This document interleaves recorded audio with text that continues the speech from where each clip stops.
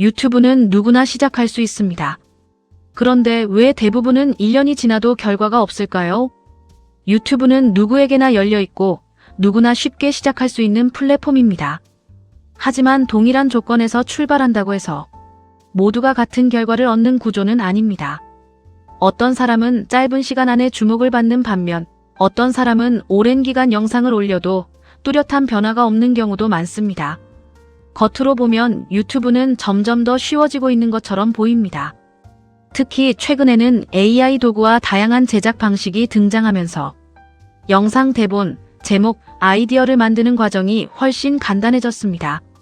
예전보다 적은 시간과 노력으로도 하나의 콘텐츠를 완성할 수 있는 환경이 된 것은 분명합니다.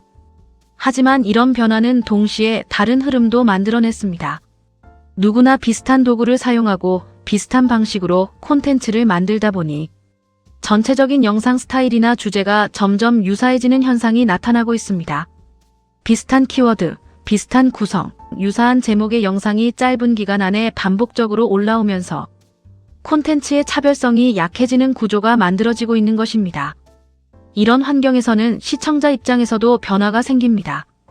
처음에는 다양한 선택지가 생겼다는 점에서 긍정적으로 느껴질 수 있지만 시간이 지나면서 비슷한 영상이 계속 반복되면 오히려 피로감을 느끼게 되는 경우가 많습니다. 결국 콘텐츠의 양은 늘었지만 기억에 남는 콘텐츠는 줄어드는 구조가 되는 셈입니다. 여기서 중요한 점은 유튜브가 단순히 많이 올리는 플랫폼이 아니라 선택받는 구조라는 것입니다. 비슷한 주제를 다루더라도 어떤 콘텐츠는 끝까지 시청되지만 어떤 콘텐츠는 초반에 바로 이탈되기도 합니다. 이 차이는 단순한 정보의 양이 아니라 전달 방식과 흐름, 그리고 시청자가 느끼는 이 영상이 나에게 필요한가라는 판단에서 발생합니다. 많은 사람들이 처음 시작할 때 착각하는 부분도 있습니다.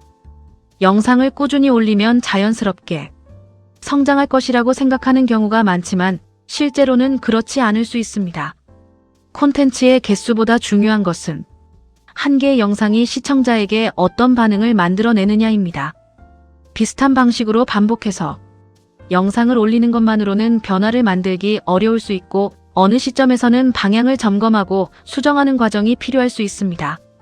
그래서 단순히 많이 만드는 것보다 한 번씩이라도 흐름을 돌아보고 어떤 부분이 다른지 고민하는 과정이 더 중요해질 수 있습니다.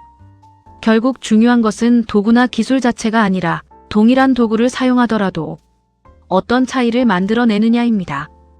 유사한 주제를 다루더라도 자신의 경험이나 관점이 조금이라도 들어가 있거나 시청자가 궁금해하는 흐름을 따라 자연스럽게 설명하는 콘텐츠는 그렇지 않은 콘텐츠와 분명한 차이를 만들어냅니다.